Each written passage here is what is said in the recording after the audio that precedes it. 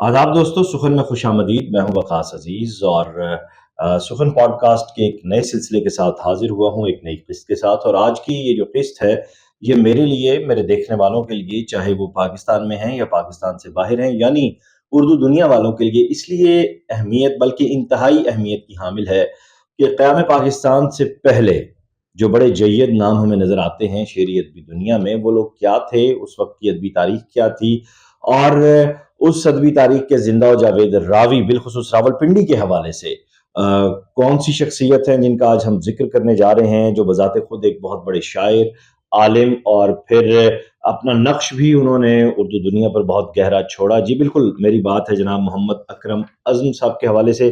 آپ کا مجموعہ مطلع نو اس وقت میرے ہاتھ میں ہے، اس وقت آپ دیکھ رہے ہیں، اور اس کے ساتھ ساتھ میں آپ کو یہ بھی بتاؤں کہ اعظم صاحب جو ہے وہ باقی صدیقی، عبدالحمید عدم، اور پھر اسی طرح جو بڑے بڑے نام تھے ان کے نہ صرف قریبی دوست تھے بلکہ ہم عصر بھی تھے۔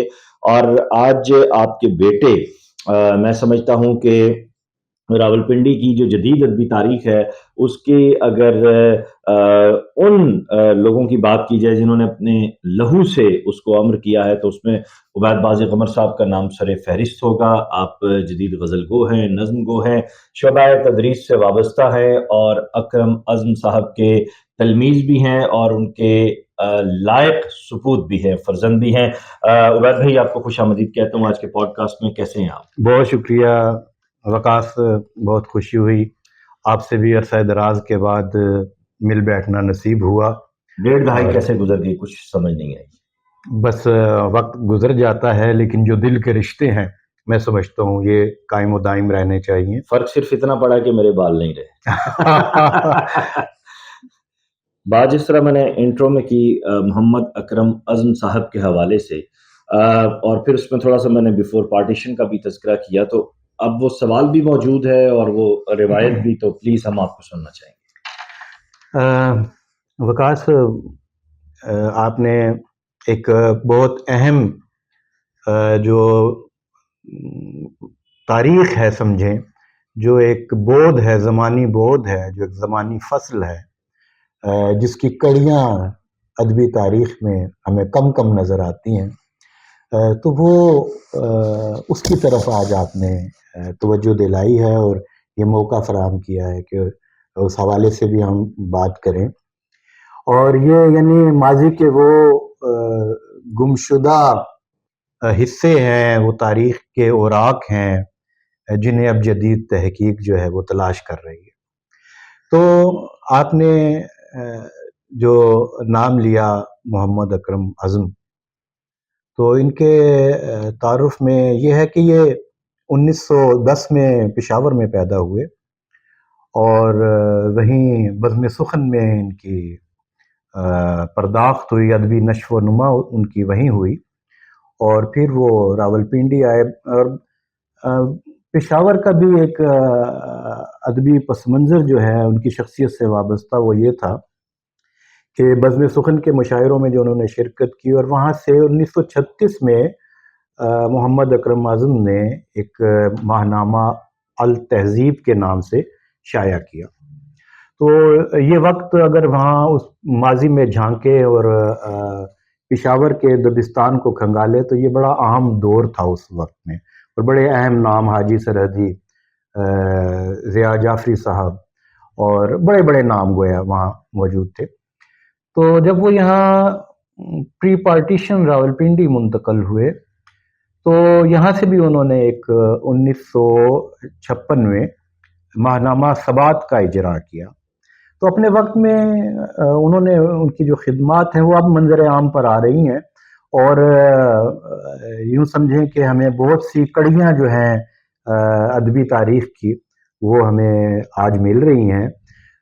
یعنی سب سے پہلے تو یہ رسائل ہی دیکھ لیجئے، پھر وہ رسائل بھی اب موجود ہیں ہمارے ہاں، اور اس کے علاوہ جو اخبارات کے ایڈیشن شائع ہوئے، خاص طور پر محمد اکرم اعظم کے جو ان کا کلام ہے وہ شائع ہوا مطلع نو کے نام سے 2016 میں ان کی کتاب آئی، ان کی ڈیتھ کے بعد 1993 میں ان کی ڈیتھ ہوئی راولپنڈی میں۔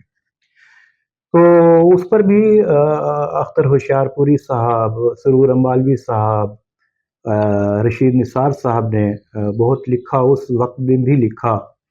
اور اس کے بعد پشاور کے دبستان کو دیکھیں تو ان میں بھی ناصر علی سید نے ان کے بارے میں لکھا، اور عزیز اعجاز نے. اور اس کے علاوہ جو جامعات میں تحقیق ہوئی، اور پھر مختلف اخبارات کے ایڈیشن بھی، خصوصی ایڈیشن شائع ہوئے. ابھی نوادر میں ہی ان کا ایک خصوصی گوشہ شائع ہوا، اور اسی طرح ایکسپریس روزنامے میں بھی ایک ان کے کلام کے حوالے سے، اور انہیں یہ کہا گیا کہ ایک اہم شاعر جو ہے وہ کس طرح اتنا سے گمرام رہا. اچھا، یہ آپ نے رسائل جرائد کا ذکر کیا، لیکن دیکھنے والوں کو یہ بتائیے گا کہ اکرم اعظم صاحب جو ہے وہ راول پنڈی کب آئے، اور جب وہ یہاں آئے تو ان کے کون کون سے معاصر اس وقت کے جو نامی گرامی نام تھے، جن سے آپ کی بھی اگر ملاقات رہی ہو تو تھوڑا اگر آپ تذکرہ جی کر دیں. جی جی جی ان کی زبانی، اعظم صاحب کی زبانی بہت سے ہم نے ماضی کے قصے سنے، اور جو اس عہد کی معاصرانہ چشمک تھی اور اچھا، اس وقت بھی مناقشے ہوتے تھے. جی جی بالکل، بہت زیادہ ہوتے تھے. خاص طور پر پشاور کا جو دور تھا وہ اچھا بہت ہی دھواں دھار تھا. اچھا، تو راولپنڈی میں بھی اس کی گونج سنی جا سکتی تھی، اور باقاعدہ گولہ باری ہوتی تھی. جی باقاعدہ گولہ باری ہوتی تھی. کون کون سے فریقین تھے؟ ہاں جی، دیکھیں راولپنڈی کی جو صورتحال تھی اس میں یعنی دو جو آپ کیا کہیں، گروہ کہہ لیں. اگرچہ میں تھوڑا سا محتاط ہوں اس بارے میں کہ اسے گروہ کہا جائے یا نہیں. اچھا، میں یہ جاننا چاہ رہا ہوں، اور میرے دیکھنے والے بھی، کہ محمد اکرم اعظم صاحب پشاور سے راولپنڈی کب آئے، اور اس وقت کی ادبی فضا کیسی تھی؟ کیا جیسی آج کی صورتحال ہے، لڑائیاں، جنگ و جدل، مشاعرے، مناظرے، چیزیں، مطلب ہم اگر جدید دنیا میں دیکھیں، ادبی دنیا میں، تو ہمیں فنون اور آراف کا ہی معاملہ ملتا ہے، اس کے مطلب پیچھے ہم نہیں جان سکے. ہاں وکاس، یہ تو ہر دور میں معاصرانہ چشمک جو ہے وہ رہی ہے. صحیح ہے. اور اختلاف اہل معنی جو ہے وہ بھی رہا ہے، اور یہ وہ ظاہر ہے کہ یہ فیض سے خالی بھی نہیں ہوتا، تو اور علمی اور ادبی اختلاف ہوتا ہے. تو راولپنڈی میں بھی اس کی ایک ایسی تاریخ موجود ہے، ہر دبستان کی طرح.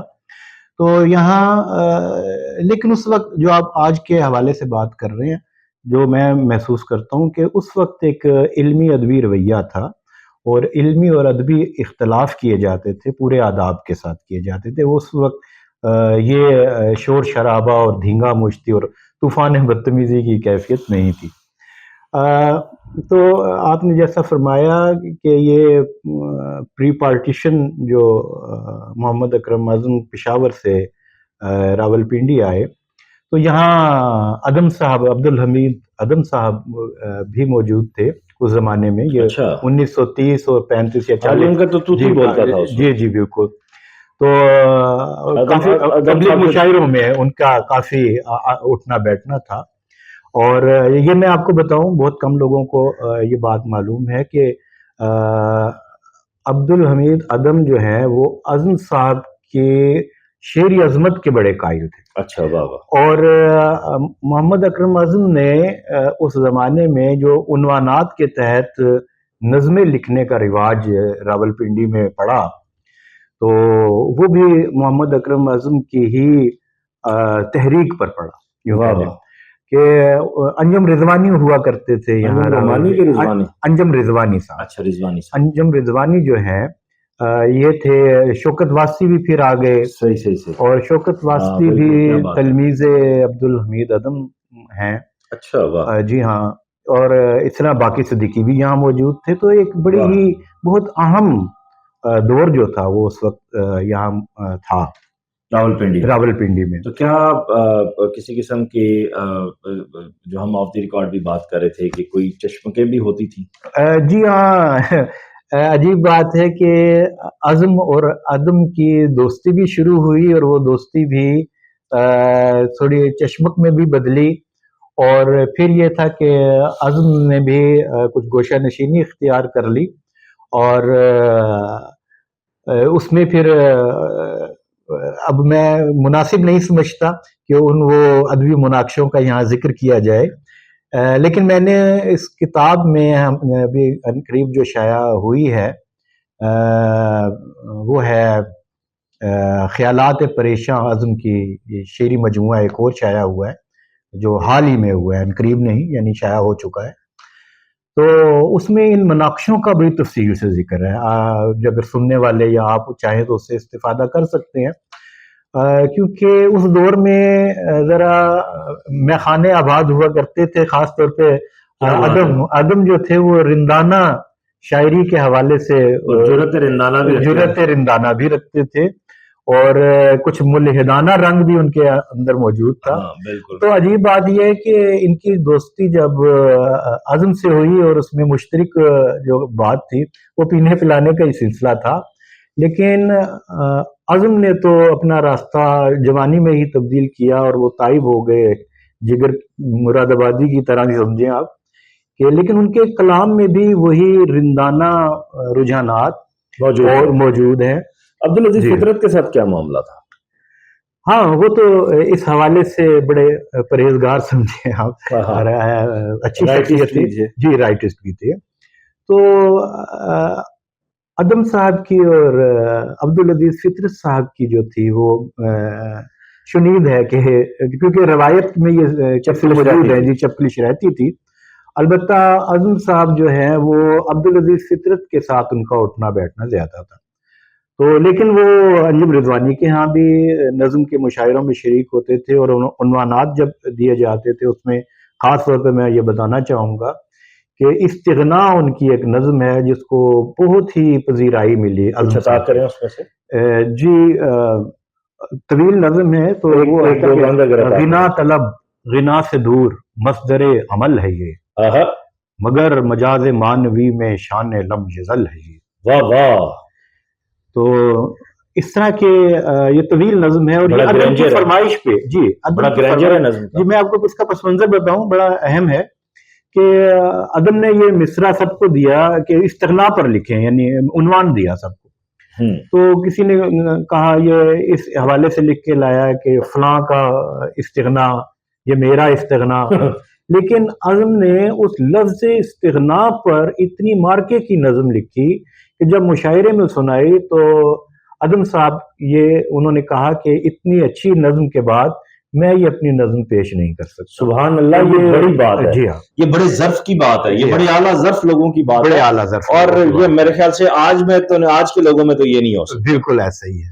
اچھا، یہ تو چلتے رہے گا ایڈٹ، یہ تو چلتا رہے گا. ناظرین میں آپ کو یہ بتاؤں کہ پوڈ کاسٹ کا یہ کوئی محمد اکرم اعظم صاحب کے حوالے سے آخری نہیں ہے. وہ شخصیت ایسی تاریخی شخصیت ہے کہ یہ سیریز آف پوڈ کاسٹ ہوگی، اور جب بھی مجھے یہاں راول پنڈی میں خوشبو ملے گی عبید بھائی کی، میں لپک کے پہنچ جایا کروں گا، اور وہیں کسی چمبیلی کی اوٹ میں انہیں پکڑ کے دبک جاؤں گا، اور وہاں پہ ہم اپنا اگلا پوڈ کاسٹ جو ہے وہ ریکارڈ کریں گے. آج چونکہ یہ ایک ہلکا سا آپ کو ہم نے انٹرو دیا ہے کہ اس وقت کی ادبی فضا کیسی تھی، اور پھر خیالات پریشاں سے بھی ہم واقعات جو ہے وہ عبید بھائی کی زبانی سنیں گے. لیکن ابھی آتے ہیں اکرم اعظم صاحب کے ادبی کام کے حوالے سے جو اب چھپنا شروع ہوا ہے. اور سن 93 میں محمد اکرم اعظم صاحب کے انتقال ہوا تھا، لیکن تخلیقی شخصیت کبھی بھی نہیں مرتی. ابھی تک یہ بتائیے گا کہ اعظم صاحب کے کتنے جو ہے مجموعہ کلام پینڈنگ ہے چھپنے میں، کتنے چھپ چکے ہیں، نثر کا کتنا کام ہے، اگر تنقید تھی تو وہ کیا تھی، اگر کوئی آٹوبایوگرافی ہے تو وہ کیا، ذرا اس بارے میں بھی دیکھنے والوں کو بتائیے گا. جی بہت اچھا سوال ہے جی. اور اس میں